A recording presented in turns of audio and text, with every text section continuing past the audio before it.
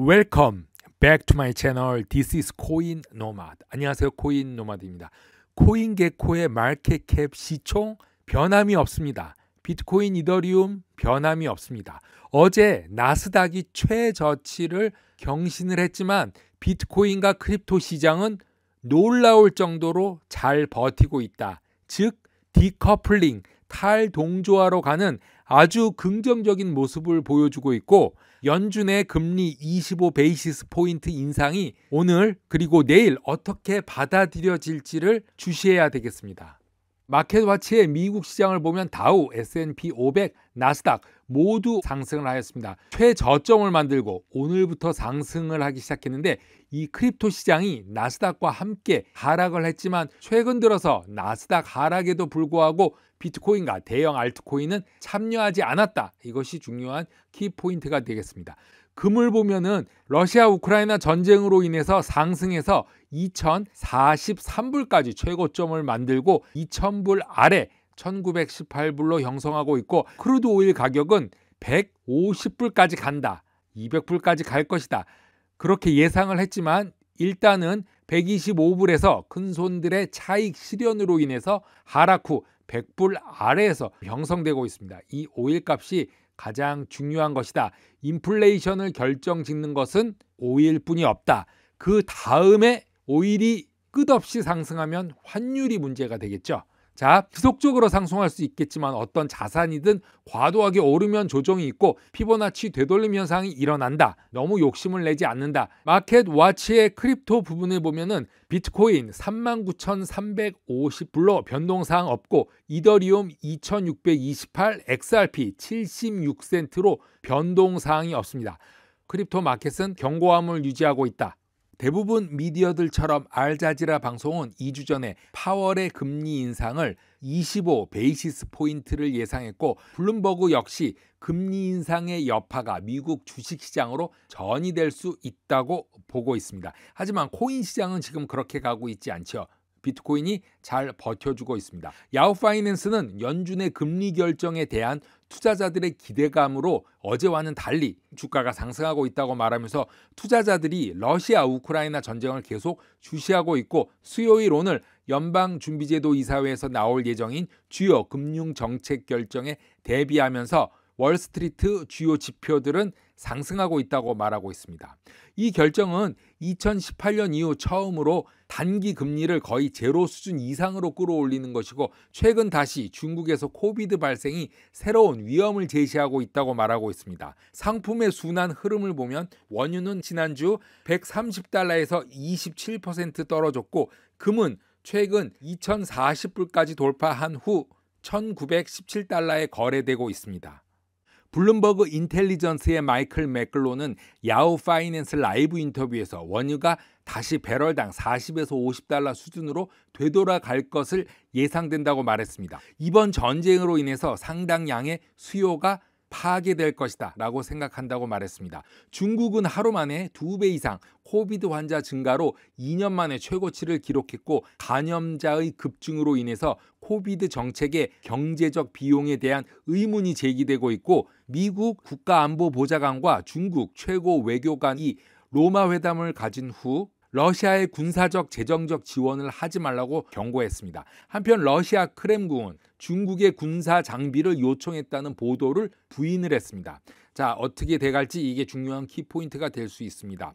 미국 시장에서 제롬 파월 연준 의장이 최근 의회 증언에서 0.25% 인상을 지지한다고 시사한 후 수요일 이틀간의 정착결정회의의 최종 결과를 발표한다 하더라도 별로 시장은 놀라지 않을 것이다 라고 보고 있습니다. 그러나 트레이더들은 이 거래의 변동 가능성을 예의주시할 것이라고 보고 있습니다.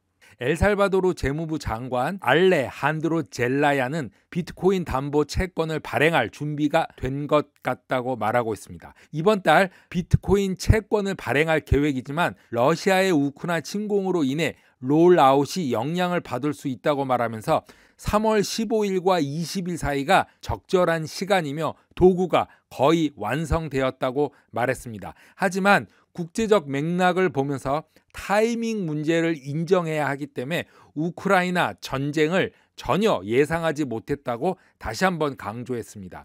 엘살바도르는 작년 9월 처음으로 비트코인을 법정화폐로 만들었고 정기적으로 비트코인을 재무부에 축적해 왔습니다. 지난 11월 엘살바도르 정부는 새로운 미래형 비트코인 시티 프로젝트에 대한 계획을 발표했고 이 도시의 자원을 지원하기 위해서 비트코인 채권을 발행할 계획이었으며 비트코인 개발 회사인 블록스트림과 협력하여 준비를 하고 있었습니다.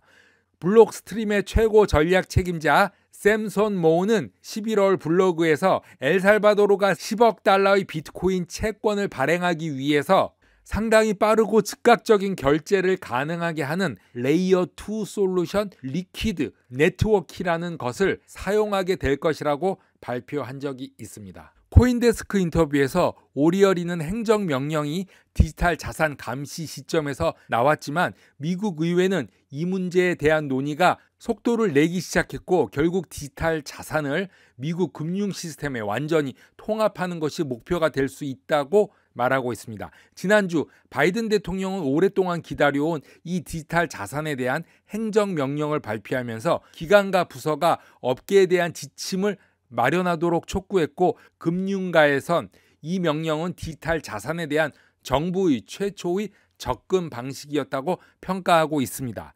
루미스 상원 의원은 2021년부터 크립토커런시의 포괄적인 법안을 만들어 왔고 오리얼이는 이 행정명령은 국회에서 양측으로부터 암호화폐 규제에 대한 합의를 얻어내는 시도라고 의미하고 있습니다. 지금 현재 진행되고 있는 몇 안 되는 초당적인 활동 중에 하나이며 초당파 상원 의원들은 이 제도를 도입하는데 상당히 관심 있어 하고 지난주 의원들과의 만남도 암호화폐 교육의 계기가 됐다면서 의원들은 내가 어떻게 투자했는지 투자하는 전제가 무엇인지 무엇을 투자하고 무엇을 할 수 있고 그리고 할 수 없는지에 대해서 물었고 금융혁신법이 11월 중간선거까지 의회에 제출되진 않을 것 같지만 이 법은 장기적으로 매우 좋은 소식이라고 말하고 있습니다. 왜냐하면 이 법안은 절실히 필요한 규제의 명확성을 제공하고 기관 투자자들의 산업 참여를 촉진하면서 정책이 시행되면 1조 달러 이상이 이 시장에 투입될 것이며 디지털 화폐가 없어진다는 생각은 이제 아예 안 하게 될 것이라고 말하고 있습니다. 크립토 분석회사 센티멘타는 3월 말과 4월 달에 상승으로 낙관하는 세 가지 알트코인 그리고 하락을 예상하는 한 가지 알트코인을 분석하고 있습니다. 특정 대형 암호화폐 자산에 대한 트레이더들의 감정 분석을 통해 만든 데이터인데 2021년 여름부터 지금까지가 나타나 있습니다. 노란색은 비트코인으로 전체적으로 상위를 나타내고 빨간색 이더리움은 잘 나타나 있지 않습니다. 3월 지금 현재를 보면 가장 높은 파란색 바이낸스 BNB 코인, 두 번째로 높은 자주색 XRP, 그리고 다시 노란색의 비트코인으로 간추려 보면 3월 이후에 상승을 기대하는 코인 BNB XRP 비트코인 순으로 나타났고 가장 낮은 초록색이 폴카닷으로 트레이더들이 부정적으로 보고 있는 상위 알트코인들이었습니다. 지난 12개월 동안 두 개의 이더리움 라이벌이 비트코인 보유량을 줄게 만들었는데 그 두 가지는 테라 루나와 솔라나입니다. 지난 1년 동안 모두 최고치를 기록하면서 성장했고 모두 매우 높은 거래량으로 10대 시총 안으로 부상했습니다. 이것이 비트코인과 이더리움의 거래량 감소까지 이어지게 만드는데 이 그래프에서 3월 루나를 보면 최고치의 거래량을 만들었다.